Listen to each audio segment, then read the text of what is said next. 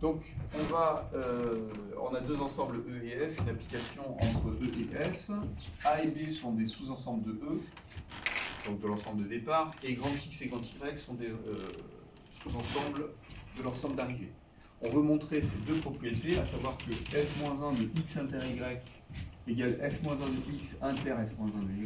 Bon, je vous conseille de faire un dessin, hein, d'accord, avec l'ensemble E, l'ensemble F, d'accord, x et y qui sont dans F, d'accord, hein, l'application F, et puis f-1 de x et f-1 de y, d'accord. Donc voilà, vous avez f-1 de x, f-1 de y, on y réfléchira après. Alors, on va procéder par équivalence, d'accord. Donc soit ceci-là, f-1 de x inter y et f-1 de x inter f-1 de y, ce sont des sous-ensembles de E ou de F, l'ensemble de départ ou l'ensemble d'arrivée. d'arrivée. On vient de le faire sur le dessin, c'est bien sûr l'ensemble de départ, hein, d'accord. Ok.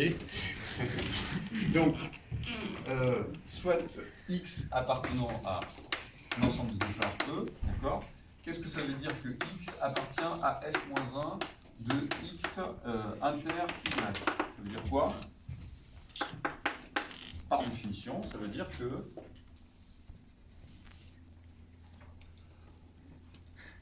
f de x appartient à x. alors que f de x appartient à x inter y. D'accord.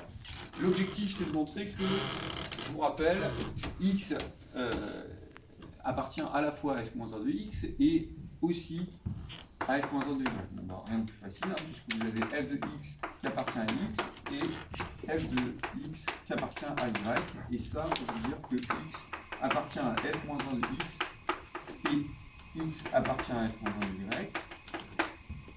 Ce qui est équivalent à dire que x appartient à f-1 de x inter f-1 de y. Comme on a raisonné par équivalence, d'accord, c'est-à-dire que si x appartient à ça, alors x appartient à ça réciproquement, si x appartient à cet ensemble, alors x appartient à cet ensemble, on a ce qu'on appelle la double inclusion, d'accord. Donc, comme on a raisonné par équivalence, on a la double inclusion, donc l'égalité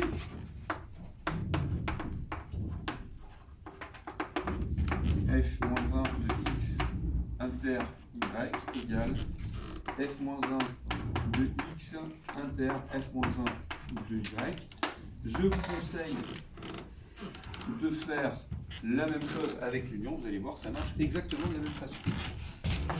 On démontre maintenant la deuxième propriété.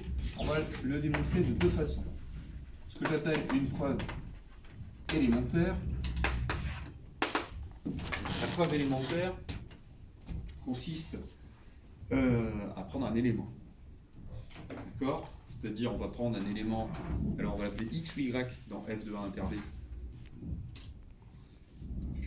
Et c'est dans E ou dans F? Dans F, hein, d'accord, donc Y, etc. Donc, soit Y appartient à F, d'accord, Y appartient à F de A inter B, ça implique, là je ne raisonne pas par équivalence, même si là c'est ce que je vais dire est équivalent, alors c'est quoi? Il existe X appartenant à A inter B, tel que f de x égale y. D'accord? En particulier, on a x appartient à A, d'accord? Puisque x appartient à inter B, ça veut dire qu'il appartient à A et B. Donc ça veut dire que y égale f de x appartient à f de A. Et puis, de la même façon, on a x appartient à B, qui implique que y égale f de x appartient à f de B. De sorte, on déduit que y appartient aux deux, c'est-à-dire f de A inter f de B. je suis parti d'un élément de f de A inter B, j'ai montré qu'il était dans f de A inter f de B, donc j'ai l'inclusion.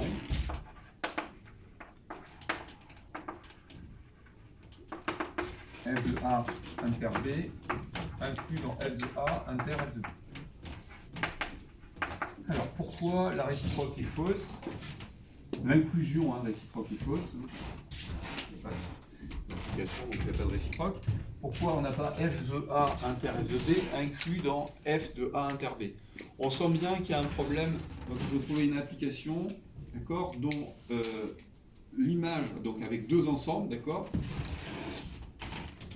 tel que donc f de A inter f de B ne soit pas inclus dans f de A inter B. On pense tout de suite à une application non bijective, en particulier non injective, d'accord. Donc, imaginons que je prenne, donc contre-exemple,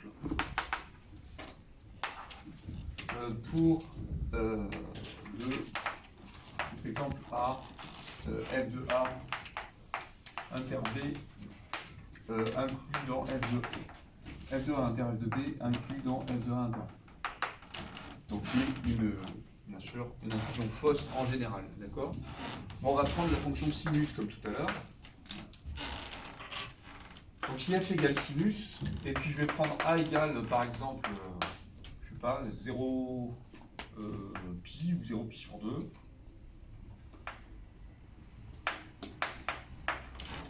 0 pi, et puis b égale 2 pi, 3 pi.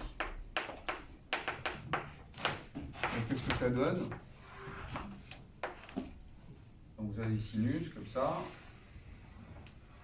Voilà. Là vous avez 0, là vous avez pi, là vous avez 2 pi, là vous avez 3 pi. D'accord? Donc on voit que f, donc sinus de 0 pi, c'est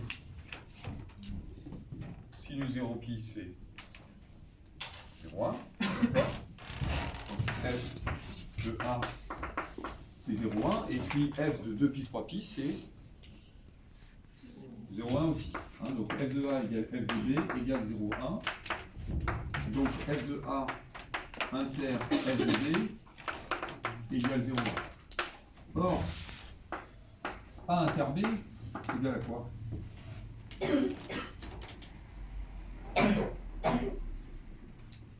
A inter B c'est égal à l'ensemble vide. Hein, d'accord? Donc, f, l'image de l'ensemble vide, c'est l'ensemble vide. D'accord? Bon, ben, il est clair que 0,1 n'est pas inclus dans l'ensemble vide. Ce qui montre que l'inclusion réciproque est fausse.